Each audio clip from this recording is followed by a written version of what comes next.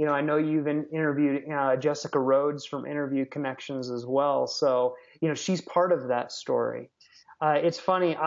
I would always enjoy listening to podcasts, especially when I was in the car for any, amount of time. I'd have a podcast going. And of course, my desired topic was usually something around real estate. And I used to, and I still listen to, a show called Investing for Cash Flow, uh, Real Estate Investing for Cash Flow with Kevin Butt. And it was so funny because I'd subscribed to his podcast, listened to it all the time. I was one of his followers and no one knew but me. All of a sudden I get this email one day from someone at Interview Connections that asked me if I would be a guest on Kevin Butt's show. And, my first thought was, is this some kind of joke? I mean, because I'm a huge Kevin Butt follower. What's going on here? But, it turns out they had just kind of, were looking for experts and, they ended up, reaching out and I ended up being a guest on Kevin's show. And I was thinking to myself, as I was getting ready, getting ramped up to do that show, the marketing guy inside of me, that marketing background that I have, said, I don't want to look back on this event and say, wow, that was really cool. I wish I would have done something to leverage that experience, or make something out of that experience. So I began thinking about what I would do, and I ended up going on Kevin's show. It took about a month. There was about a month lag time between the recording of his podcast and then actually going live. And so when we did the show, I threw out a free guide, or a paper that I would make available to the listeners as a way of saying thank you for listening. And it worked out really well. So I had basically a month at that point to write the paper. I hadn't even written the paper yet, but I knew what it was going to be called. And so I spent the next, week or so writing the paper, and then I got a graphic artist to lay it out really nicely. And the show ended up going live, and people started coming to my website to download that paper, and that's how I started building the mailing list. And I'd say in general, the theme here is that, if you start with something that is intended to help other people, then they have some kind of incentive to come and learn a little bit more about you and get your story out, and that was kind of what kicked it off for me. And after that, I started getting a lot more invites and stuff like that to be a special guest on various real estate podcasts. And, I've really enjoyed it. And like I said, I've always kind of had an attitude of like, I want to help people because there's been other people that have, that I've learned from along the way. And this has always kind of been my way of kind of giving back to other real estate investors that might aspire to do, the same thing I have done. Wow. Okay, that's really cool. So basically, it's almost like, focusing on the consumer, focusing on helping them. That's the most important part about, really business is like you got to try to help them to be successful themselves. And that's really what business is all about. Exactly. I completely agree with you. Yeah. All right. So of course now what's really interesting, and before this show I looked at your website, and I saw that you organized it to where you had the interview section to where you list all the interviews, and then notice that you had like a free guide on each one. Which question is, are all those the same guides, or are those like different guides for different shows? Yeah, I have a couple different guides that I offer up, and depending on the audience of the show, I offer up one of those two guides. Typically, if it's a real estate related show, it's one thing, and if it's something that's not real estate related, I have a different gift.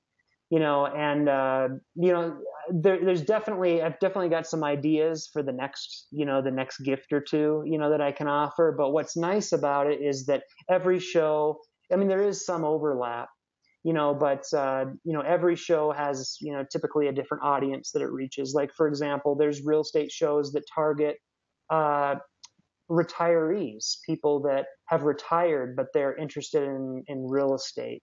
there's a gentleman that has a great show that targets, that demographic or that group of people. There's other people that are target, real estate agents, and others that target uh, commercial real estate and residential real estate and things like that. And so, each show audience can be a little bit different. Plus, there's sometimes, I've been on a couple of shows and people have told me, hey, I heard you on this podcast. And then, when I heard you on the next podcast, another podcast I listened to, that's when I finally went to your website to learn a little bit more. So, sometimes, yes, I might give away the same gift between real estate shows, but, it's like you said earlier, you have to have sometimes multiple impressions. People have to hear your name or see your face, multiple times, before they actually answer your call to action, which is actually go to your website, sign up for, give them your give their email address away and get the free gift. So.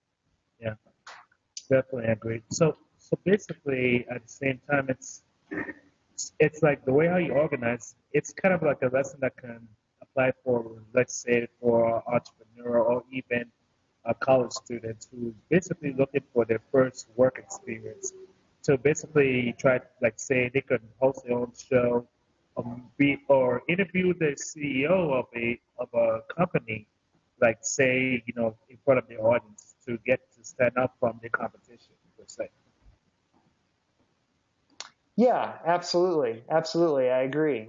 And it's just good to get your name out there, and especially in my business as well. In addition to helping people, the benefit for me is that, especially in commercial real estate, when you get into doing larger and larger deals, you have to build what's called a credibility book, right? Because lenders and investors and things like that are not just going to partner with anybody, right? It helps to be able to say, hey, I've been featured on these different real estate shows as a guest expert. So, podcasting has been just a fantastic content creation tool for me.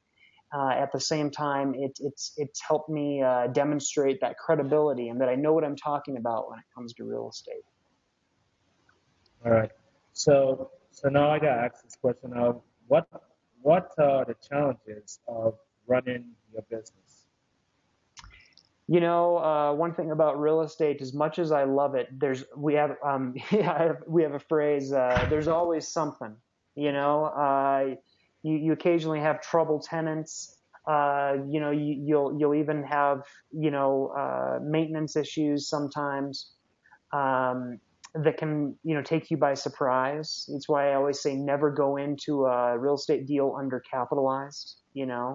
Or if you're feeling stretched for cash, don't ever go into a real estate deal when you feel that way. But I'd say for me, one of the biggest challenges that I've had probably in the last year, has been, when you go into a new market, really understanding what the local city rules are, around that community. For example, I had my 64 unit property. The city came along after I acquired the property and told me I had to replaster the pool.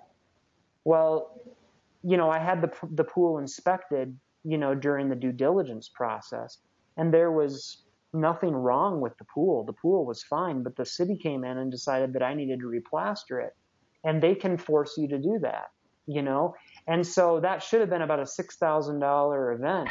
But you know how it works, right? Once you start peeling back the onion with the intent to fix one thing, then something else exposes itself. And that ended up turning out to be about a $15,000 item for me. And it was something that I didn't have planned in my CapEx budget, for renovating the property. So, again, everything was okay because I'd never go into a deal undercapitalized.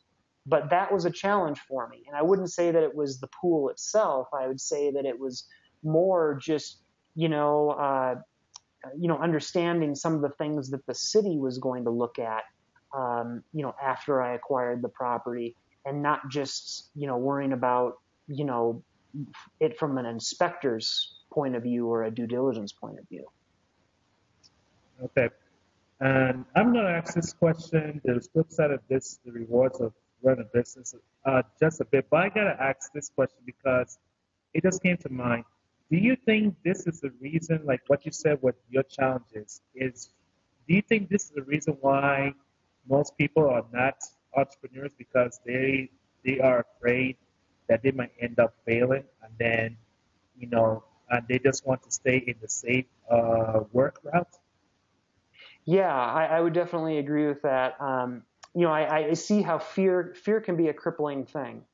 But one thing that I always try to remind myself, I tell myself all the time, I never lose.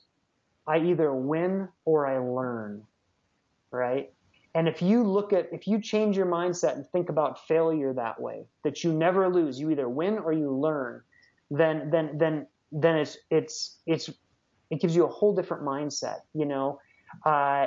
and you just kind of learn to fail fast and get up quick and learn from it. Always ask yourself what's working, what's not working, and what can improve.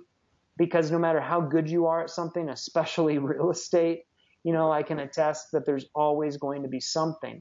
And it's not about the actual problem. It's about how quickly you can recover from that or solve that problem, right? So, you know, um, I just, again, look at it like you'll never lose. You'll either win or you'll learn, and just take action. That's the biggest thing.